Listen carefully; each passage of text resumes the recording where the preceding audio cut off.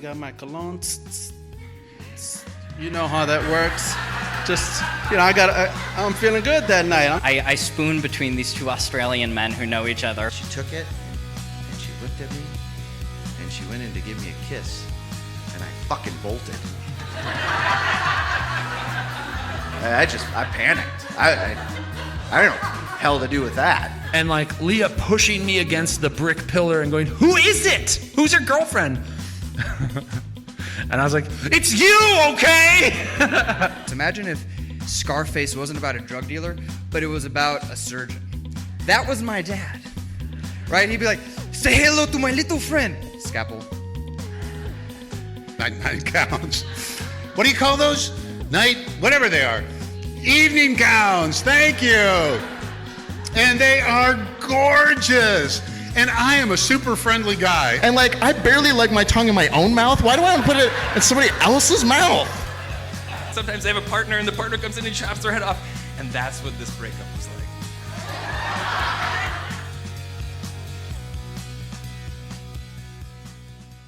So here's the thing. This story, I can't, there's nothing, there's no preparing you for this. My mother-in-law is here this evening, and I am a little nervous. So typically at Madison Story Slam, our rules are there's no props, there's no visuals, nothing that you can do. You just get up here and you tell a story. There will be a prop during this story, and I'll allow it. If you need some help at the time of the prop, you let me know, because I know it's hard to hold a microphone and do both. Yeah, so you let me know. But our next storyteller, I almost called you by your other name. He is wonderful. He started telling stories with us last year, and it really did something inside of him. Foreshadowing. Really did something in him, and he's now doing stand-up and things like that. He's just a wonderful, wonderful storyteller. And he's starting a podcast soon. I don't know if I can plug that yet, but that's right. I'm going to be on it. It's called Road Stories? Midwest Road Stories. It's going to be coming out soon. Hey, I'm not going to tell the title of your story because it gives away too much. Okay, please put your hands together for the best story that's going to leave you feeling weird and whatever. I just prepare yourselves. Here's Dave Emanuel.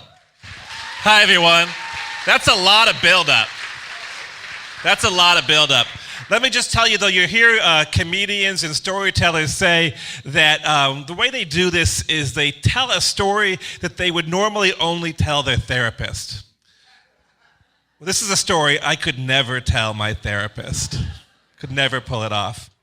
Okay, so I don't know what it was like for other kids with obsessive compulsive disorder, but I had a wicked case of OCD as a kid. And this is not the wash your hands kind of OCD. There are certain rules, and if I don't follow them, bad things are going to happen to myself and everyone I love. And I have a voice in my head that tells me what to do. Full out delusion, a very crazy young man. And so this voice would say things like, if you go up 3 steps, you have to take a step down for every 3 you go up on the stairs. Any stairs, anywhere. So there's me doing a dance. It would say things like, your right hand and right foot are evil, your left are good. Make sure you touch everything with your left hand when you're done, or bad things will happen to it. Right? Scary. But I followed these rules during the Cold War, which I think we got through in part because of me. And I followed them no matter what, no matter who was looking. So I'm about 13, I'm walking home from middle school, and the voice says something I never expected.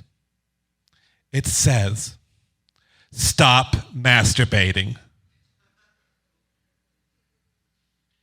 An actual voice in a 13-year-old boy's head.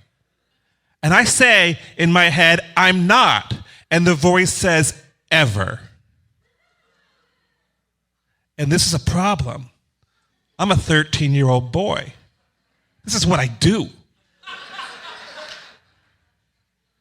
But I'm walking home and I'm thinking, okay, there are big stakes. There's always big stakes. I can do this. Now, ordinarily, I can make the walk home from my middle school to my house back in the 80s without even thinking about whacking something out. But not when the damn voice just said I could never do it again. Everywhere I looked, I saw penises and vaginas. Everywhere. Poles, trees. Now I'm going to be honest. I only sort of saw vaginas. I had actually never seen a vagina. And I had Cinemax and I had Showtime, and I could see little things, but grooming habits, they were very different back then. So I didn't really know what to look for. But trees, brushes, if there were any of you hipsters with your beards, I would have lost it right there. But I make it home. I go to sleep early. I make it through the hardest Friday night of my entire life. Hardest Friday night of my whole life. And I wake up the next day and I think, I can do this. God damn it, I can do it. I'll have to find somebody to date me at some point, but until then, no more masturbating. And then my mom brings home the next day's the Sunday dinner, and it's a spiral ham. Has anybody here ever seen a spiral ham? Let me get Adam up here for a little bit. We are talking about pink folds of flesh spread out over a moist center. Now, I cannot do a good job. Hold this for me while I talk. I said, when I first saw this story, I could not tell this story adequately. I needed something, so I Googled spiral ham. I need you in the sides to look at this too. I'm 13 years old. I can never masturbate again. Can you see this in the back? Okay, I didn't know what I was looking at, but in my heart, I knew I was looking at the most beautiful thing I had ever seen. And by midnight that night, in the light of the refrigerator, I made love to this ham. It was the best minute 5 of my life. Sorry, honey, it was really good. And when I was done, I took that ham and I put it back in the foil, put it back in the refrigerator, perfectly fine. No one would know. And I went back to my room, telling the voice in my head that that was not masturbating. There was another creature involved. And I'm laying in my bed, and I have a vision, because OCD is basically an anxiety disorder that makes you think of tricks to keep the bad things from happening. So that means that I am constantly plagued, and still to this day, we won't get sad here because it's a funny story, with, oh my God, what could happen next kind of thoughts. And if I could hear a voice telling me something, I could certainly see the future in my head. And I saw Sunday dinner. I saw my dad. Now, my old man was a fierce eater. And in my vision, he had pig fat all over, glistening on that face. And my mom had a fork full of ham, and she was leaning into me and saying, Dave, this is the saltiest, most moist thing I've ever had in my life, and you just gotta take a bite. And in my vision, I get up and I say, don't you think I know that's a good ham? I love that goddamn ham. I can't let this happen. So I get up and I'm going to throw that ham away. But I can't. That thing goes in my underwear drawer with all the other favorite possessions. There's still a few good nights in that ham. And I hear the voice again. I said no masturbating.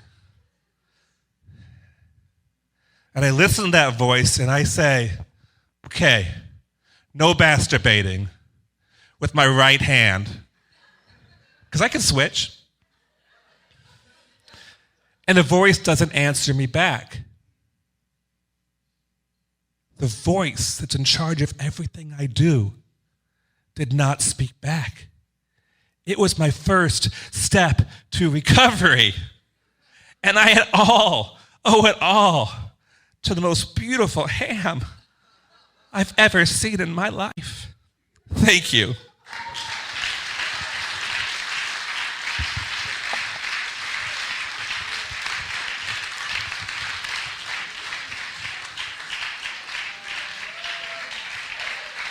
Thank you, Dave, I think. So yeah.